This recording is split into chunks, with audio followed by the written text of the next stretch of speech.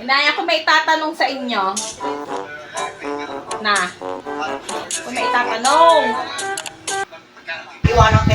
Kung kasali ka sa karera,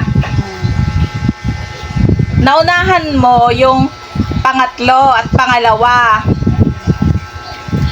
Anong tawag sa'yo? Primera. Pangalawa. We, sigurado? Nangunguna. Nangunguna ka?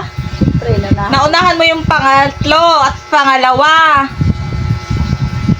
Oo. Anong rank mo? Ano ka doon? Magiging ano ka? Hindi magiging first. Hoy! We?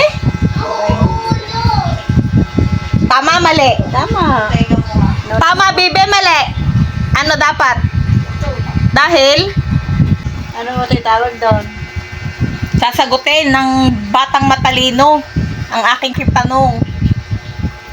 Dali na. Dali na mag-short! Come here na. Sagutin mo ang tanong ng tita kay inay. Dali. May race na. Ngayon, naunahan mo ang pangatlo at pangalawa. Anong tawag sa'yo? Magiging ano ka? Pangalawa kasi yung likod ng pangatlo, fourth. Yes. Tapos, Tapos, nung inunahan mo yung third, second ka na. Tapos, explain mo na kung paano yung mangyayari. Naunahan mo si third.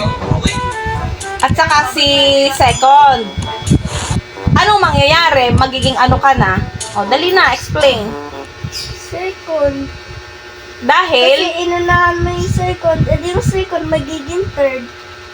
and then, Ikaw na yung second. wow! Okay! Ang galing! Napakabibo! O, anong masasabi mo, Ina? Galing. Anong mangyayari?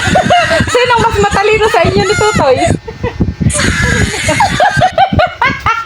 Sino mas matalino sa inyo ng ina? Ha, bebe? Eh! Sino mas matalino sa inyo ng ina? Ako, kasi matanda na si Ay,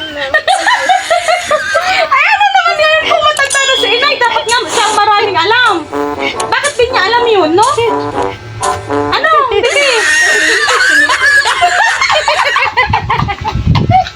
Kasi daw, hindi ka daw nag-TikTok.